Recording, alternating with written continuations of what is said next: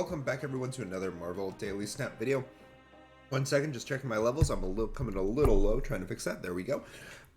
And today's video is going to be a little different, guys. I want to do a State of the Union of our favorite game, Marvel Snap. As always, guys, if you like this type of content, please give a like and subscribe and comment below. Tell me what you want to see improved in the game or what you want to see taken out and all of those type of things. That's kind of what this video is going to be talking about. I'd love to hear what you want to change about Marvel Snap and what you want to keep. So I have two main things that I want to talk about. One is we got news today. I am filming this on January 30th. And I'm going to bring something onto my screen so you can see it too.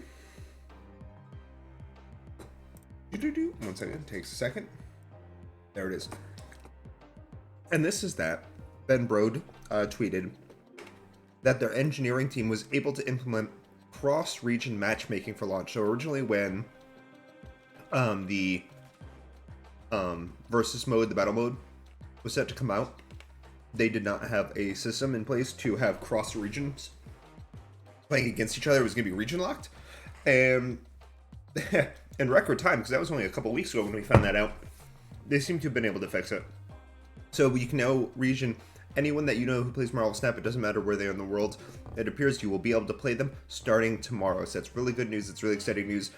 If you've been a long follower of the channel, you know that we're trying to put together a tournament. Once we see how the system works tomorrow, we can start putting that into more major effect, and there'll be more details to come about that. But really, really cool news. This is something the game needs to be competitive. Now, is Marvel Snap laid out in a way to be a fun, competitive game? No, not really. It takes like 3 or 4 months to build up a full card collection, and that's only Pool 3. And that is with paying some money. So it doesn't really lend itself to being a great esport game. Like, so for instance, League of Legends or StarCraft, these are free to play games. And now they weren't always, but they are now. And that really has helped their esports. Less so with StarCraft, but with League of Legends, that you basically start playing the game and everything can become widely accessible. In League, of course, you do need the champions, but that comes fairly quick now. In Marvel Snap, there's just no great way to guarantee that even after grinding for months and months and months, you're going to have a competitive deck, because it comes up to a little bit of luck of which cards you end up getting in Pool 3. So, is it ever going to be a great esport? I don't think so right now, but this will at least make it more fun. You can have more tournaments, and I think the more tournaments there are, the more data will come out on how decks are performing, and I think that's very, very, very good for the health of Marvel Snap, and I think it'll give Second Dinner more data to help fine-tune our second point in today's video, and that is balancing. Now, a new patch is coming out tomorrow. We don't know if there's going to be balance changes in it yet. We all assume there will be, which leads me to talk about grinding. Now, last year I did hit Infinite. This year I just haven't had as much time. I've only been playing like a handful of games a day, which you can hit Infinite. I just haven't. My goal was to complete Pool 3, so I was working on daily missions and that sort of thing, and I just happened to complete Pool 3 recently, and we're going to get some card drops tomorrow, so I'll have to keep working at it, but we have some stockpiled, some gold, you can see over there, and with that, hopefully we can finish Pool 3 again, or come close to it. Now, let's go back to this. The major concerns with the balance patch right now is, according to some data that we have from Marvel Snap Zone, and Snap Fan, excuse me, Zabu and Surfer, the previous two season pass cards, are dominating decks getting into Infinite. It seems that 4 of the 5 decks run Zabu, most common, and 3 of the 5 run Surfer. None of the top 5 seem to run none of those cards. So you have to run Surfer decks and you have to run Zabu decks. You don't have to. Those are the most popular. And my personal experience, and that's all this is, right? This is not backed up by any type of data. This is my personal experience. More than half the games I play in either have Zabu or Surfer in it. Or there's Zabu Surfer decks. And it's just not healthy for the game to run into that. And I'm not saying those cards are busted. I don't think they are.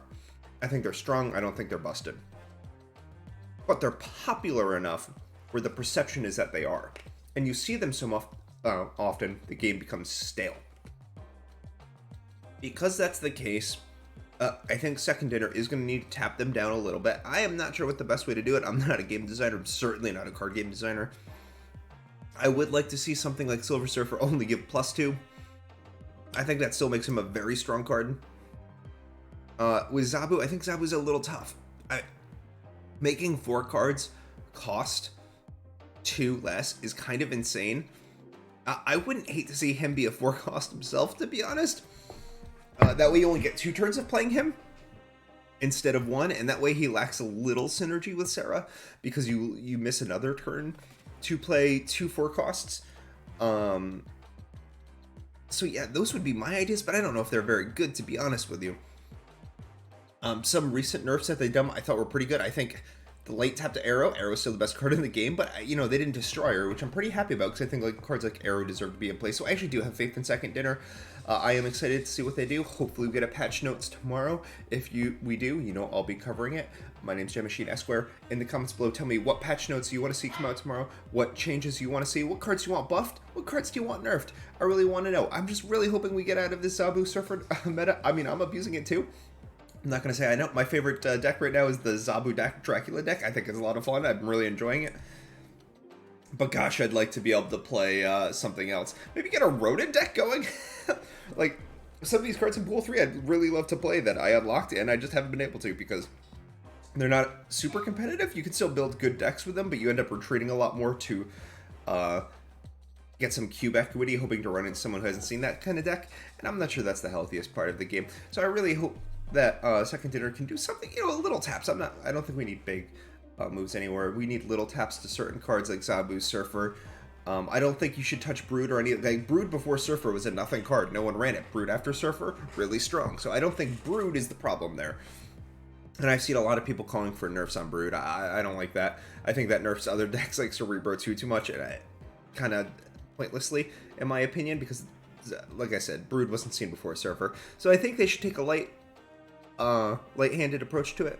But like I said, I have faith in Second Dinner. I'm really excited for that Battle Pass, really excited for tournaments. If you are too, let me know in the comments below. Definitely drop a like if you like this. Definitely drop a subscription. As always, I'm GemmachineEsq. Thanks for hanging out today, and keep snapping.